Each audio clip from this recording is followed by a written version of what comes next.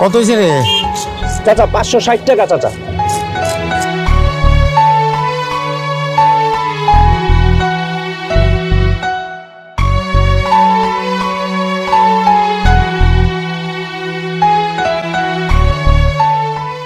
চাচা মাছের দাম হয়েছে 560 আর আপনি দিলেন 200। আগের টাকাও তো পামু চাচা। না ওই যে কই বেতন হয় নাই তো এখনো, বেতনটা হইলে তোমারে বাকি টাকাটা দিয়ে দেবো। চাচা আপনি সব সময় কোন টাকা দিয়ে দিবেন কিন্তু ঠিক মতো টাকাটা দেন না চাচা। শোনো ওই একটু সমস্যার মধ্যে আছে বুঝছো, আমার বাড়িতে মা অসুস্থ, বিছানা পড়ে গেছে।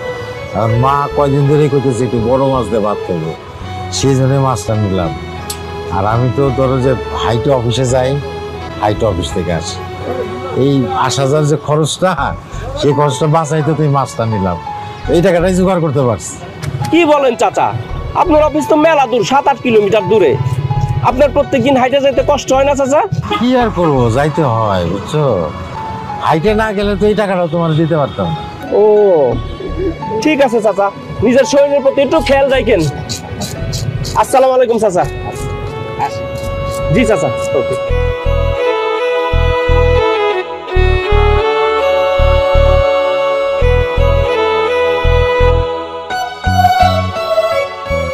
কি জানাল ভাই, সুদের টাকা দিতে পারেন না, আবার বড় বড় মাছ কিনে খান, ভালোই তো।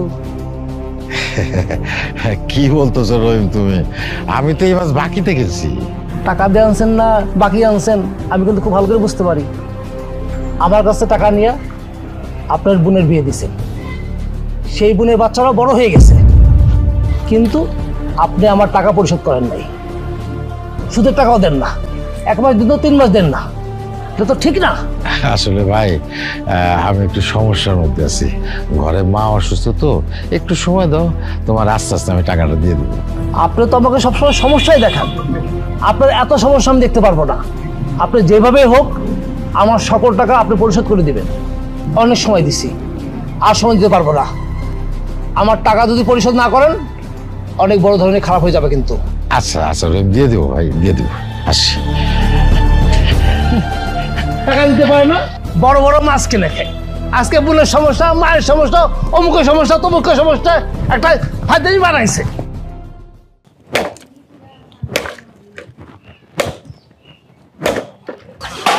আমি না এই যে ধরো এই মাছটা কুইটা কয়েকটা পিস ছোট করে দিয়ে আসো। কতদিন পরে একটা মাছ আনলেন, এইটার থেকে আবার ছোট বড় দিতে হইব? আমরা যখন না খেয়ে থাকি আমাকে খবর কে নাই শুনি? আমি কাউরে মাছটা দিতে পারব না, আমি এটা রেখে রেখে খাবো। আরে বোঝো না কেন, আমরা ছাড়া ওগো কে আছে?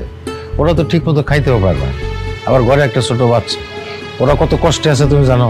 ওরা অনেক কষ্টে আছে তাই না, আর আমরা বুঝি অনেক সুখে আছি।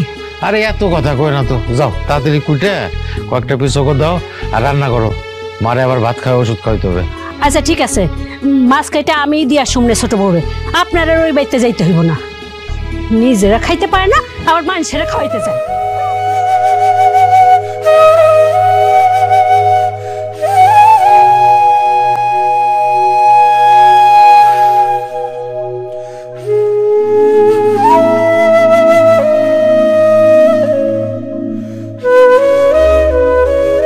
মা মা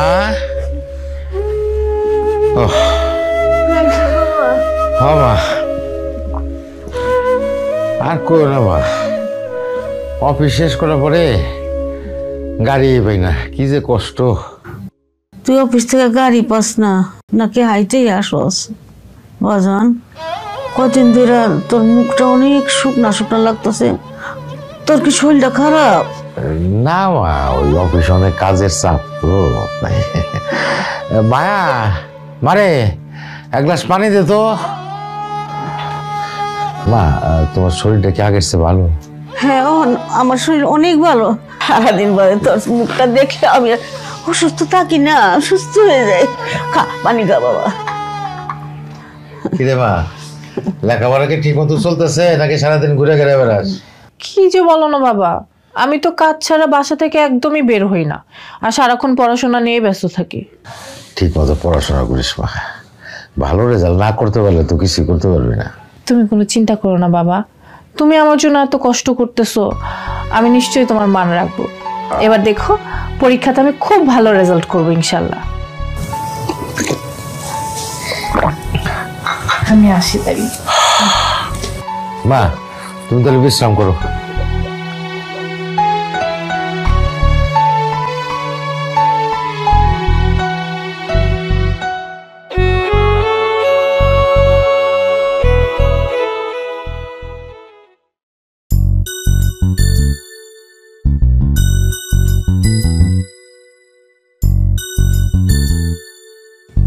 কতক্ষণ হয়ে গেল এখনো বদমাইশটা আসতেছে না, বুঝতে পারছি ওই বন্ধু বান্ধবের সঙ্গে বসে নিঘাত চায়ের আড্ডায় আড্ডা দিচ্ছে।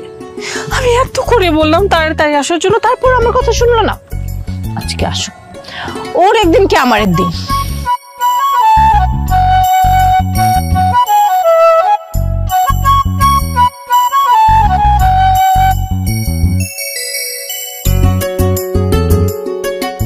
সরি, আজকে আসতে একটু লেট হয়ে গেল। কি হলো, কথা বলছো না কেন? একটু কাজ ছিল তাই দেরি হয়ে গেছে। এই বাদাইম্মা কোথাকার, তোমার কি কোনো কাজকর্ম আছে নিজের বন্ধু বান্ধবের সঙ্গে ওই চায়ের আড্ডায় আড্ডাবাজি করা ছাড়া? না না, আড্ডা দেইনি, বাড়িতে একটু কাজ ছিল তাই আসতে লেট হয়ে গেছে। আরে বাবা তুমি তো সবই জানো, একটু দেরি করে বাসায় গেলে বাবা আমাকে বকাঝকা করে। সরি, আর কোনোদিন লেট হবে না। প্রতিদিনই একই কথা, এটা কমন ডায়লগ, আমি বিশ্বাস করি না। বললাম তো আর হবে না। ঠিক আছে, কানে ধরো। হুম, কি মানে কি, আমার কথা বুঝো না? কানে ধরতে বলছি। এটা ধরো। ধরো। আরে কেউ দেখবে নাকি? আচ্ছা ধরছি। এখন আমি যা বলবো আমার সাথে সাথে তাই বলবে। বলো, আজকের পর থেকে আমি আর লেট করে আসবো না। আজকের পর থেকে আমি আর লেট করে আসবো না। আর প্রতিদিন তোমার কলেজ ছুটি হওয়ার আগেই তোমার জন্য এখানে দাঁড়িয়ে থাকবো। তোমার কলেজ ছুটি হওয়ার আগে তোমার জন্য আমি এখানে এসে দাঁড়িয়ে থাকবো। ওকে, এখন বলো, আমার এই কথার যদি নড়বড় হয়, আমার এই কথার যদি নড়বড় হয়, তাহলে 3 রাস্তার মাথায় কানে ধরে দাঁড়িয়ে থাকবো। তাহলে 3 রাস্তার মাঝখানে কান ধরে দাঁড়িয়ে থাকবো। কথাটা মনে থাকবে তো? হ্যাঁ গেছে, মনে থাকবে। ঠিক আছে, যাও, মাফ করে দিলাম। আরে বাবা, এবার একটু হাসো না, অনেক পানিশমেন্ট দিছো। চলো তোমাকে আমি নামিয়ে দিয়েছি। চলো চলো, আমার এমনিতে অনেক দেরি হয়ে গিয়েছে। আজকে বাসায় গেলে দেখো শুধু শুধু আব্বুর বকা খাইতে হবে। বকা খাবা না। ছোট বউ, কাকা তুমি আমার জন্য মজা নিয়ে আসলে আমাকে মজা দাও, আমি খাবো। তুমি হলে আমার ছোট মা, তোমার জন্য আমি মজা নাই না পারি। এই যে তোমার মজা।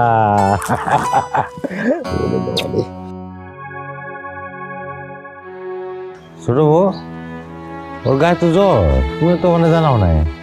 আপনার আর কত জ্বালামো ভাইজান, আপনি একা মানুষ, কত কষ্ট করেন, যা বেতন পান তা দিয়ে তো আপনি সংসারই চলে না। তার মধ্যে আম্মার প্রতি মাসে ডাক্তার, ওষুধ, সংসারের কত খরচ। এই জন্য আপনার ছোঁয়ার জ্বরের কথা জানাই নেই ভাইজান। এটা একটা কথা কইলা? হ্যাঁ, ছোট মানুষ বেশি দিন গায়ে জ্বর থাকলে তো খারাপ দিকে যেতে পারে। হইব না ভাইজান, আমি ওরে শিউলি ফুলের পাতার রস খাওয়াইছি, এখন আগের চাইতে জ্বরটা কমছে। এই আধুনিক যুগে বাস করে এই পাতা ছাতা খাও না, পাতা ছাতায় জ্বর যায়। তুমি ডিসপেন্সারিতে যাবা, ওরা ডাক্তার আছে, ডাক্তারে দেখায় ওষুধ নিয়ে আসবা, আমি দরকার হলে বলে দেবো। ঠিক আছে ভাইজান। ভাইজান একটা কথা কমু, কও। আপনি আমার একটা কারো বাড়িতে কাজের ব্যবস্থা করে দিবেন, তাইলে যা আসে আমি আমার নিজের সংসারটা নিজেই চালাইতে পারবো। তা না হইলে আপনার উপরে তো চাপ পড়া যাইব। এটা একটা কথা বললা? তুমি আমার ছোট ভাইয়ের বউ, তুমি মানুষের বাড়িতে কাজ করবা? কিন্তু ভাইজান আপনার উপরে তো অনেক চাপ পড়া যাইতেছে। এইটুক চাপে কোনো সমস্যা নাই, তোমার যা যা লাগে তুমি দোকান থেকে নিয়ে নেবা, বুঝছো? আমি বেতন প্রায় দিয়ে দেবো, আর ছোট বাচ্চারা কষ্ট দিও না। ঠিক আছে ভাইজান, আপনি আছেন বললেই তো আমাগো অস্তিত্ব আছে। আপনার মতো মানুষের জন্যই আমরা এখন পর্যন্ত বাইচা আছি। অনেক দোয়া করি ভাইজান, আল্লাহ আপনার হাজার হাজার বছর বাঁচাই রাখুক। ছোট বউ, এইটা হলো আমার দায়িত্ব। একজন পুরুষ মানুষের কাজই হইল সংসারের দায়িত্ব নেওয়া। দায়িত্ব ছাড়া কি সংসার হয়? আমার ছোট ভাই মারা যাওয়ার আগে তোমাদের দুইজনরে আমার হাতে তুলে দিছে। আমি বড় ভাই হিসেবে সে দায়িত্ব নিচ্ছি। ভাইজান বাইরে দাঁড়ায় দাঁড়ায় কথা বলতেছেন, ঘরের ভিতরে আসেন। না ছোট বউ, এখন আর বসবো না। শোনো, তুমি কিন্তু ডিসপেন্সারি থেকে ওষুধ নিয়ে এসো। ঠিক আছে ভাইজান, আমি গেলাম। আচ্ছা।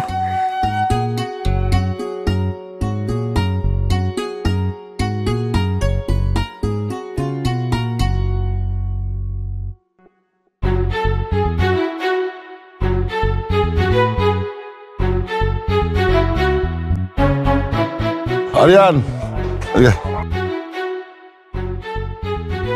সারাদিন তো টই টই করে ঘুরে বেড়াস, চাকরি বাকরি তো কিছুই জোগাড় করতে পারলি না। তাই আমি সিদ্ধান্ত নিছি যত তাড়াতাড়ি পারি তোরে বিদেশ পাঠা দেব। আব্বা, আমি একটা মেয়েকে ভালোবাসি, ওকে বিয়ে না করে আমি কোথাও যেতে পারবো না। নিজেই চলস বাপের টাকায়, আবার আরেকজনে ভালোবাসি। মেয়েটাকে শুনি। মায়া, পাশের গ্রামে জালাল চাচার মেয়ে, কলেজে পড়ে। আমি বিয়ে করলে ওরেই করব। না, এত তাড়াতাড়ি তোর বিয়ের ব্যবস্থা আমি করবো না, আগে প্রতিষ্ঠিত হ তারপর। আব্বা, আমি মায়াকে ভালোবাসি, মায়াকেই বিয়ে করব, এটাই আমার শেষ কথা। সম্ভব না, এসব গরিব ফকিন্নি পরিবারে আমি তোরে বিয়ে করাবো না।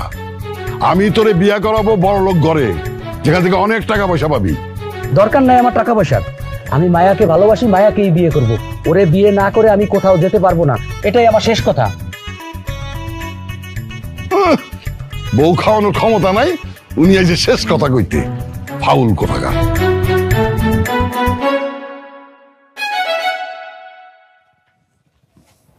বাবা, একলা একলা বসে বসে কি করতেছো? শরীর ভালো তোমার? দাও তোমার হাতটা আমি টিপ্পা দিই একটু। সারাদিন কত কাম করো। কিছু বলবি মনে হয় না?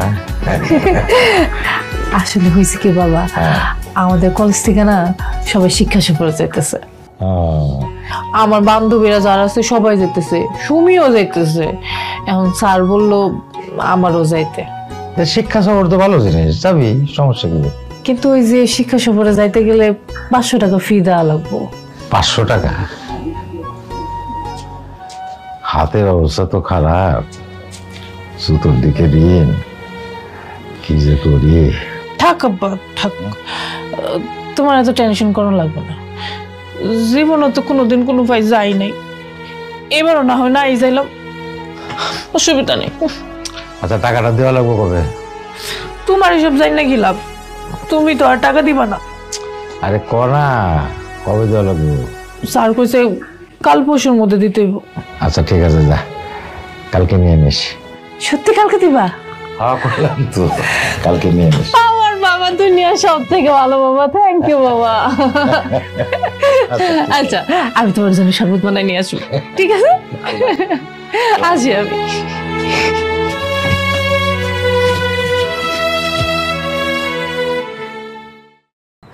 এত তড়িঘড়ি করে আমাকে ডাকার কারণটা কি শুনি?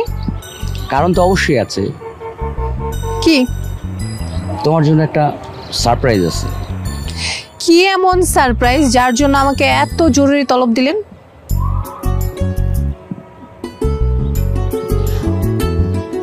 সারপ্রাইজ? এইটা কি?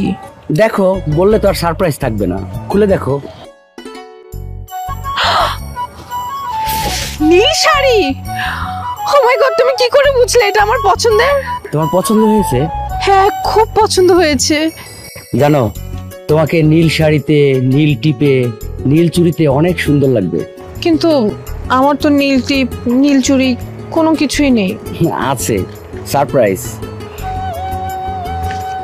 এই হচ্ছে তোমার নীল চুড়ি, এটা হচ্ছে তোমার নীল টিপ। ও মাই গড, তুমি কি করে বুঝলে এই নীল টিপ, নীল চুড়ি, নীল শাড়ি আমার পছন্দের? আমার পরিটার যদি আমি পছন্দই না বুঝি, তাহলে আমি তোমার কেমন প্রেমিক হলাম বলো তো? ঠিক আছে, তুমি কালকে সকালে আমার কলেজের সামনে এসো, আমি শাড়ি পরে আসবো। হ্যাঁ, অবশ্যই আসবো, না হলে তোমাকে নীল শাড়িতে দেখা স্বপ্নটা আমার স্বপ্নই থেকে যাবে। আচ্ছা, এখন চলো বাড়ি যাই, অনেক বেলা হয়ে যাচ্ছে। বাবা আমাকে খুঁজে না পেলে আবার গালাগালি শুরু করবে। আচ্ছা ঠিক আছে, চলো।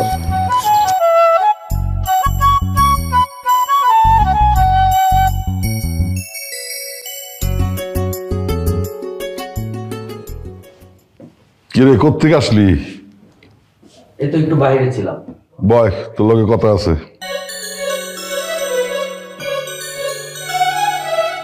নিজের ভবিষ্যতের কথা চিন্তা না করে খালি বাইরে বাইরে ঘুরে ফেলাইলে হবে? আর যাদের জন্য নিজের ভবিষ্যতের কথা চিন্তা করো না, বিপদে পড়লে কিন্তু একটাও পাশে থাকবে না। আব্বা আর কিছু বলবেন? আর 2-1 মাস পর তোমার ফ্লাইট হওয়ার সম্ভাবনা, তুমি মানসিকভাবে প্রস্তুতি নাও। আব্বা আপনাকে আমি একটা কথা আগেই বলে দিছি, আপনি কি সেটা ভুলে গেছেন? আমি মায়াকে বিয়ে করা ছাড়া কোথাও যেতে পারবো না। মায়া মায়া মায়া, এই মায়া তোর জীবনটা শেষ করছে। তুই ওর মধ্যে কোন মায়ায় ডুবলি সেটা তুই নিজেই ভালো জানিস। আব্বা মায়াকে নিয়ে আর একটা কথা বলবেন না, আমি গেলাম। শোনা, যেহেতু মায়ার মায়াবী মোহ তুমি কাটাইতে পারতেছো না, ছাড়তেও পারবি না, সেহেতু আমি একটা সিদ্ধান্ত নিয়ে ফেলাইছি। কি সিদ্ধান্ত? তোর মায়ার গার্জিয়ানদের আমার বাড়িতে আসতে বল, আমি দেখি কি সিদ্ধান্ত নেওয়া যায়। সত্যি বলছেন তো? হ্যাঁ, আমি সত্যি বলতেছি। যেহেতু নিজেরাই নিজেদের সুখ তোরা ঠিক করে নিছিস, তোরা যেভাবে ভালো থাকিস আমি সেটাই চাই। তাহলে আব্বা আমি মায়ের এখনই খবরটা দিই। ওদের বল যত তাড়াতাড়ি পারে আমার সাথে দেখা করতে। আমি শুভ কাজ দেরি করতে চাই না। তাছাড়া তোর তো 2-1 মাসের মধ্যে ফ্লাইট হবে, যাওয়ার আগেই আমি শুভ কাজটা সারতে চাই। যাও।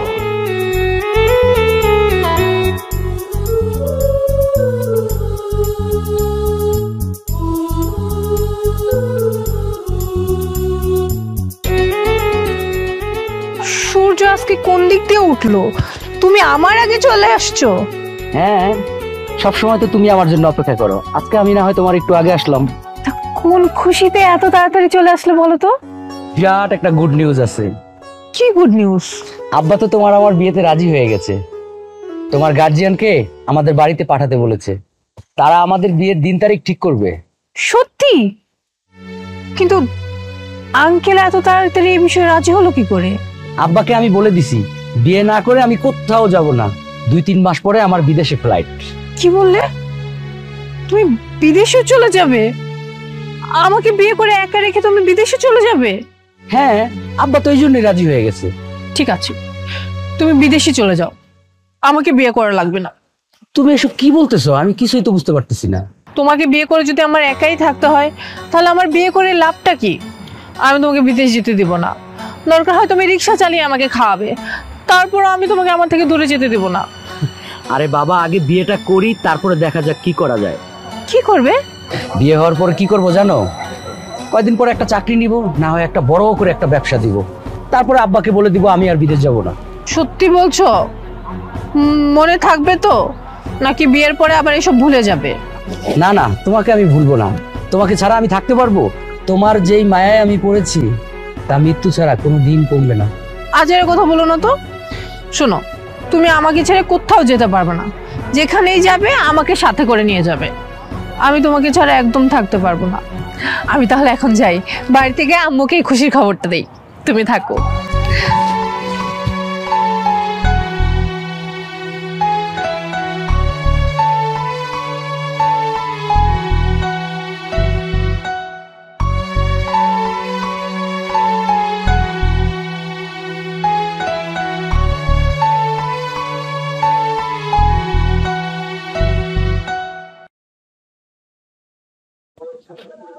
আপনার সাথে একটা কথা ছিল।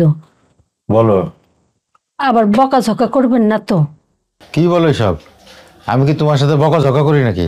কইছিলাম কি, আমাগো মায়া তো বড় হইছে, অনেক বড় হইছে।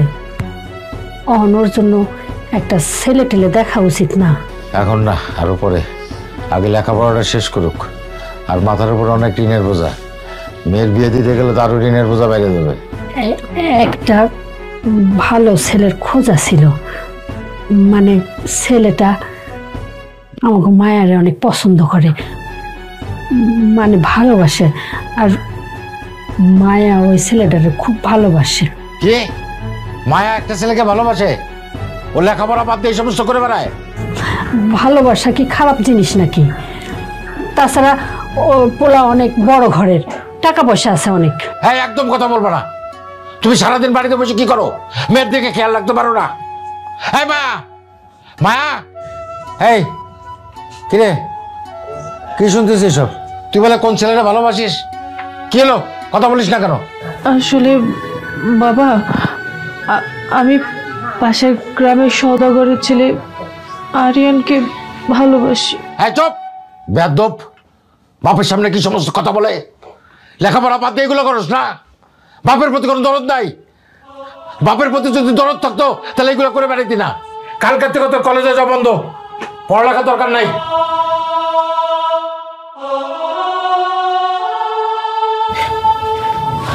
মা,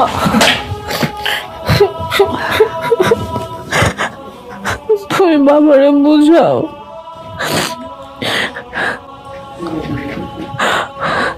কান্দিস না, দেখি কি করা যায়।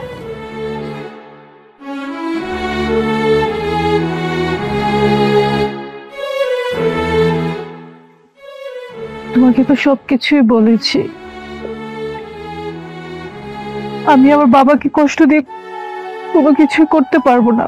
আমার বাবা আমাদের কথা চিন্তা করে সারা জীবন কষ্ট করে গিয়েছে, নিজের কথা কখনো ভাবেনি। আর আমি কি করে স্বার্থপরের মতো আমার সুখের কথা চিন্তা করে আমার বাবাকে কষ্ট দিব? তুমি কি ভুলে যাও?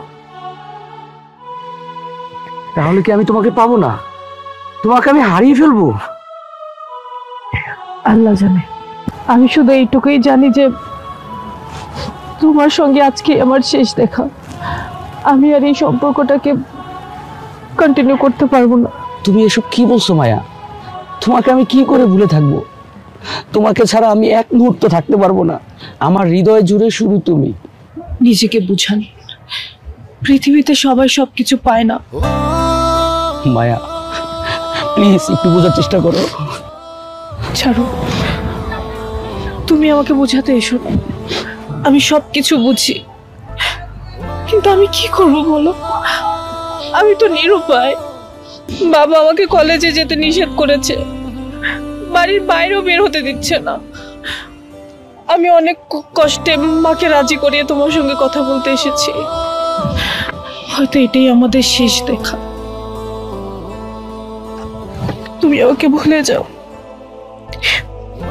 আল্লাহ আমাকে মাফ করে দিও। ভালো থেকো।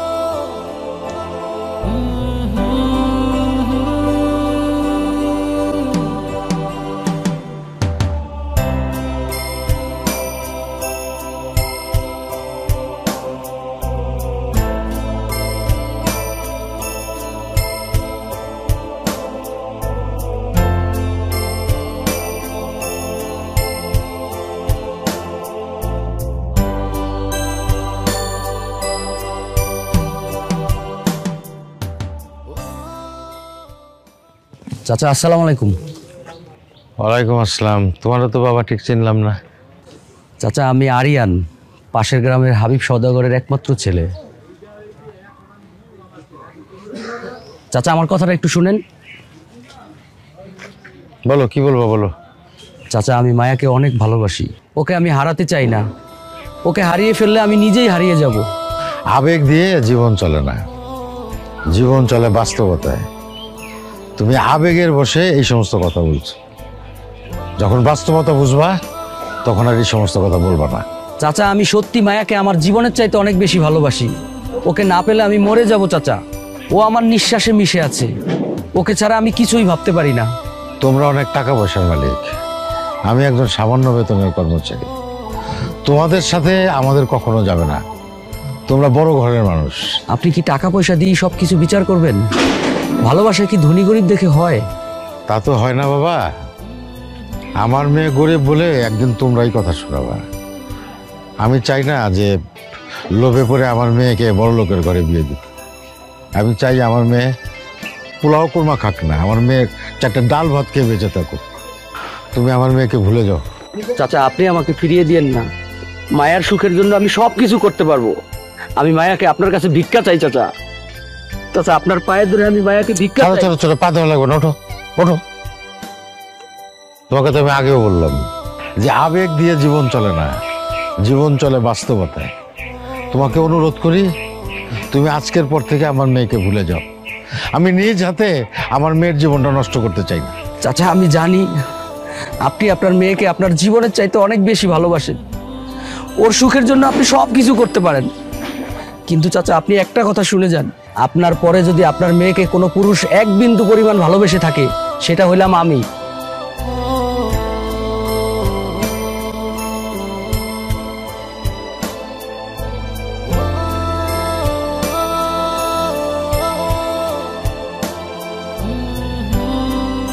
থাক বাবা, আর পার্টি কোন লাগবো না, সারাটা দিন কত কষ্ট করে আইসস।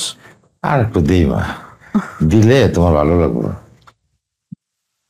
বাবা কয়দিন ধরে খেয়াল করতেছি তোর মুখটা একেবারে শুকনা, মুখে কোনো হাসি নাই, খুশি নাই। না মা, ওই এমনি জানি মনটা কেমন লাগে। আচ্ছা মা, ওই আব্বা যখন মারা যায় তখন কি আমি খুব ছোট ছিলাম? আমার বয়স তখন কত ছিল? হ বাবা, তুই অনেক ছোট আছিলি, ভালো মন্দ বুঝনের বুদ্ধি তোর হয় নাই, কিন্তু এটা বুঝতে পারতি যে তোর আব্বাই মারা গেছে। তারপর যখন তোর বুদ্ধি শুদ্ধ হইলো, ভালো মন্দ বুঝতে শিখলি, তখন থেকে তো সংসারে হাল কাঁদে তুলে নিলি। তারপর থেকে খালি দায়িত্ব আর দায়িত্ব। তোর জীবনে আল্লাহ সুখ আনলো না রে বাজান। না মা, আমি অনেক সুখী। আমার মা আছে না, যার মা আছে সে কোনোদিন দুঃখী হইতে পারে? মন খারাপ করে থাকিস না বাবা, কি করবি, তোর কপালটাই আল্লাহ খারাপ করছে। তোরা আল্লাহ দিছে খালি দায়িত্ব আর দায়িত্ব, কোনো অর্থ সম্পদ দেয় নাই। আমার আর কিছু লাগবে না, আমার তুমি আছো না। যার মা আছে তার তো আর কিছু লাগে না। আল্লাহ আমার মারে বাঁচায় রাখছে, এটাই তো আমার কাছে কত, তাই না মা? মা, আমার বুকটার মধ্যে যেন কেমন লাগে, আমি তোমার একটু জড়াই তুলি। বাজান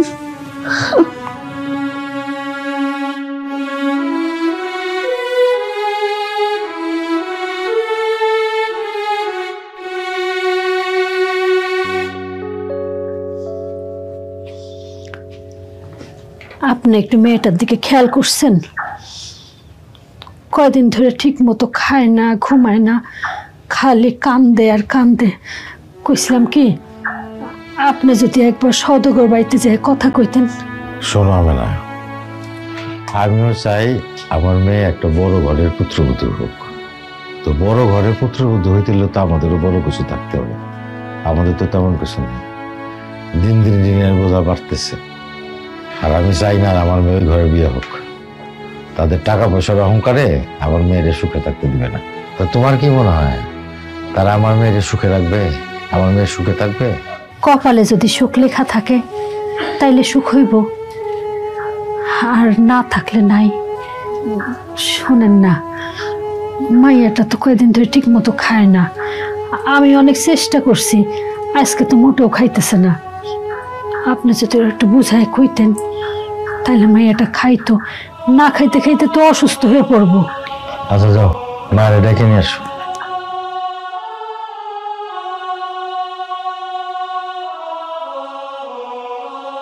চল চল, তোর আব্বাই তোরে ডাকছে। বয়,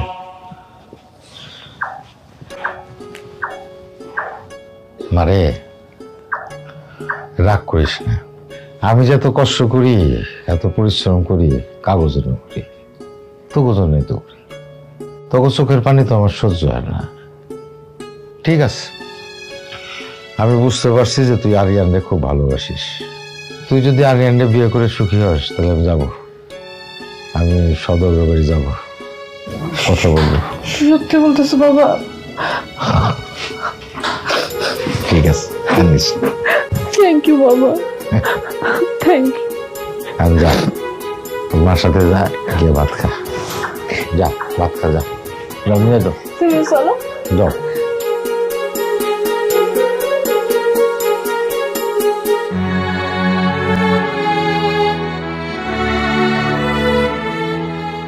জালাল সাহেব, ছেলে মেয়ে দুইজন দুজনকে পছন্দ করছে, আপনার কোনো দ্বিমত নাই তো? না, ছেলে মেয়ে যেহেতু দুজন দুজনে পছন্দ করছে, আমার আর দ্বিমত কি? তাহলে তো হয়েই গেল। তাহলে দিনক্ষণ ঠিক করে ভালাই যে আগামী শুক্রবার বিয়ে যদি ঠিক করি, আপনার কোনো সমস্যা? আগামী শুক্রবার? কেন, আপনার কোনো আপত্তি আছে? না, মানে বিয়ে শাদীর ব্যাপার, খরচাপাতির একটা বিষয় আছে তো।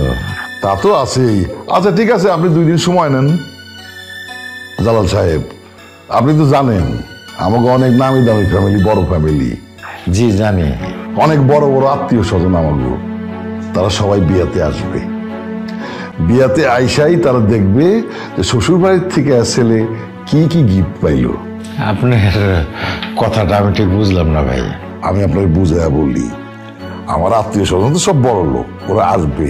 এখন ছেলের বাড়ির থেকে জামার জন্য কি দিল না দিল, ঘোষণা গয়না গিফট, এটা তারা দেখতে চাবে। না দেখতে পারলে তো তারা মন খারাপ করবে, বলবে কোথায় আমার ছেলে বিয়ে দিছি। তাহলে আপনারে আমি ব্যাঙে বললি, আমার ছেলের একটা বড় শখ, মোটরসাইকেলের একটা নতুন ব্র্যান্ড আইছে, সেই মোটরসাইকেলটাও কিনবো। দাম বেশি না, লাখ 5 টাকা হবে। আপনি যদি টাকাটা দেন মানে গিফট হিসেবে, তাহলে ছেলের মোটরসাইকেলটা কিনে দেই, আর আমি আমার বড় লোক আত্মীয় স্বজনের কাছেও মুখটা দেখাইতে পারি। কিন্তু এত টাকা দেওয়ার তো সামর্থ্য আমার নাই ভাই।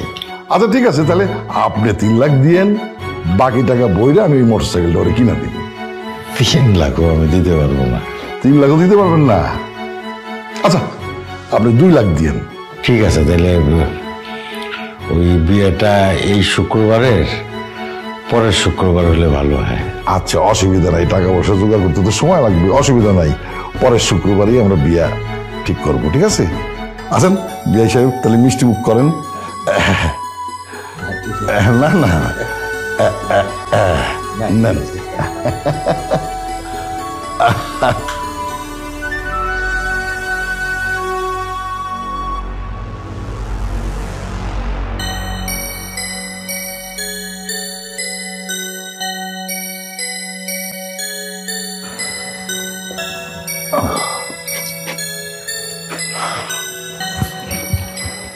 হ্যাঁ ছোয়া, ছোয়া,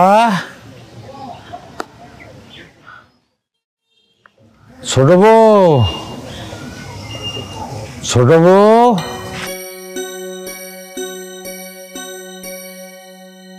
ভাইজান এখানে বসছেন কেন? ঘরের ভিতরে আসেন। না মেলা কাজ তো, এখন বসবো না। শোনো, এই যে টাকাটা রাখো, ওই যে দোকানে যা যা বাকি পড়ছে সব দিয়ে দিবা, আর বিয়ের দিন পরার জন্য কিছু নতুন জামা কাপড় কিনো তোমার আর শোয়ার জন্য। হ্যাঁ, আমার হাতে তো সময় নাই, আমি নিজেই কিনে নিয়ে আসতাম। আর এটা আমার ছোট আম্মারে দিও। ভাইজান এত টাকা আপনি কই পাইলেন? এইটা নিয়ে তোমার চিন্তা করা লাগবে না, আমার অনেক কাজ বাকি পড়ে রয়েছে, আমি যাই। হ্যাঁ,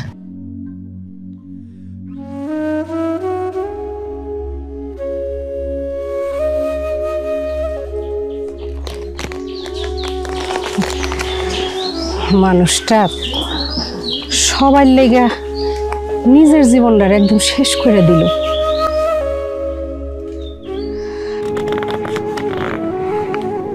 ভাই তোমার এই আসল টাকাটা আমি দিয়ে দিলাম, সুদের কিছু টাকা বাকি থাকলো। হ্যাঁ, তুমি চিন্তা করো না, আমি সময় মতো দিয়ে দেবো। বোঝোই তো মেয়ের বিয়ে তো অনেক খরচাপাতি আছে। ঠিক আছে, অনেকদিন তো হয়ে গেল, বাদ বাকি টাকাটা একটু তাড়াতাড়ি দিন, আমার সমস্যা আচ্ছা লাগে। না না দিয়ে তুমি। আর শোনো ভাই, ওই আমার মেয়ের বিয়েতে তোমার দাওয়াত, আইসো কিন্তু। আচ্ছা আচ্ছা, আসবো না। আসি। আচ্ছা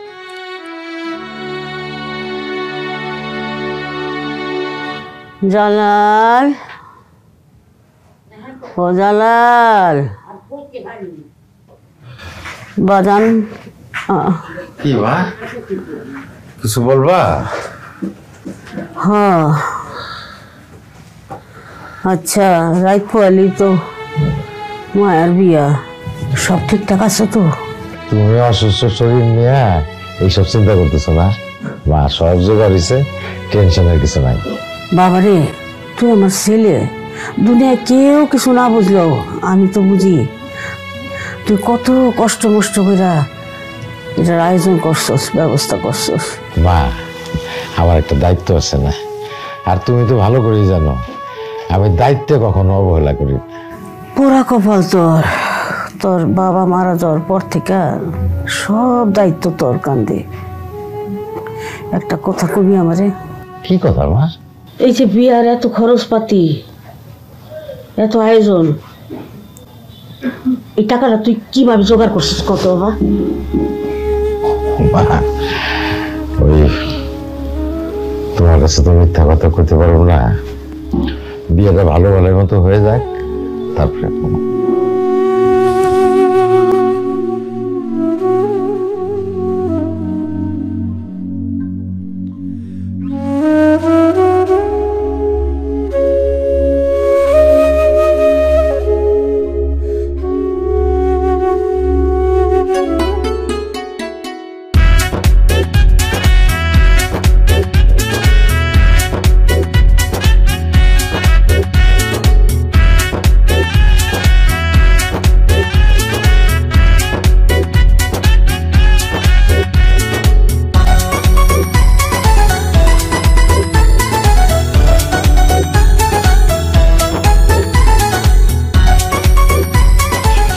এইসব দেখেন গুনে নেন। আরে ঘুরার কি আছে, আপনি দিয়েছেন ঠিকই আছে, ধন্যবাদ। আচ্ছা চল চল।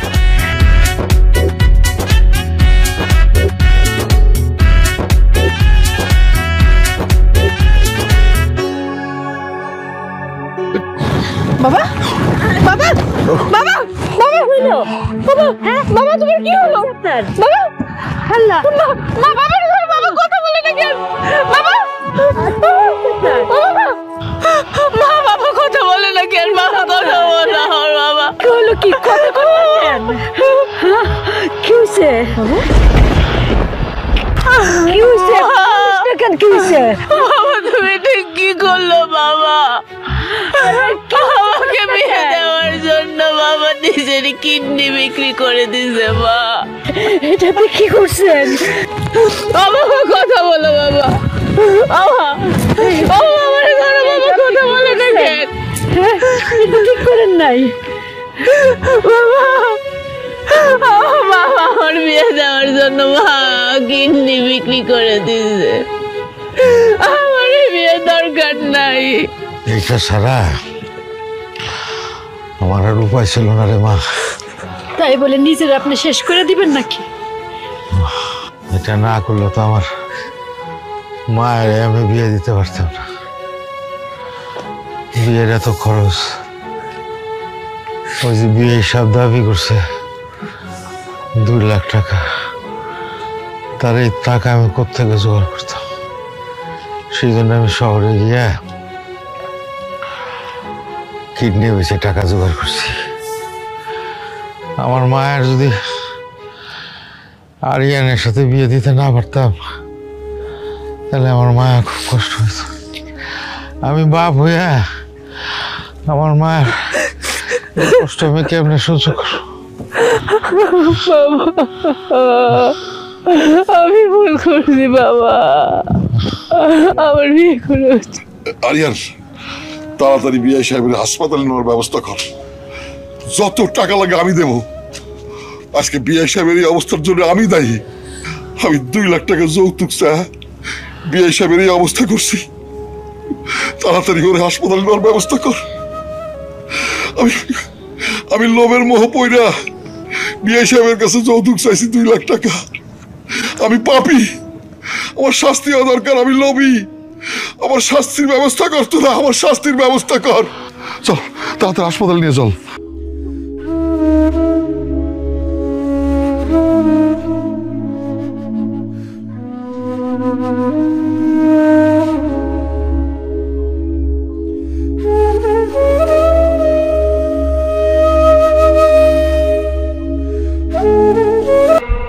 ফাতেমা ডাক দেয়া বলে, ভাইয়া এই কোরআন শরীফে তো আমি তেলাওয়াত করতেছিলাম, হযরত ওমর ফারুক রাদিয়াল্লাহু আনহু ডেকে বলে, ফাতেমা রে, সেই কোরআন শরীফ রাসূল পরে যে কোরআন শরীফ আমার আল্লাহ রাসূল সাল্লাল্লাহু আলাইহি ওয়াসাল্লামের উপর নাজিল করলো, এই কোরআন শরীফ আমি তেলাওয়াত করে চোখের পানি ধরে রাখতে পারলাম না। ফাতিমা আমার এই মুহূর্তে আর সইতেছে না। ও ফাতেমা, কোন জায়গায় আল্লাহর নবীর ছবি আছে আমার দেখা দাও, আমি আল্লাহ নবীর কাছে গিয়ে কালিমা পড়ে মুসলমান হয়ে যাব। এমনি খাব্বাব রাদিয়াল্লাহু আনহু যে চোখ খাটের নিচে লুকাইছিল, আপনাদের মনে আছে? ভুলে গেছেন? খাব্বাব রাদিয়াল্লাহু আনহু খাটের নিচে লুকাইছে, ভুলে গেছেন? খাব্বাব রাদিয়াল্লাহু আনহু এমনি খাটের নিচ থেকে বের হইছে, খুব খুশি।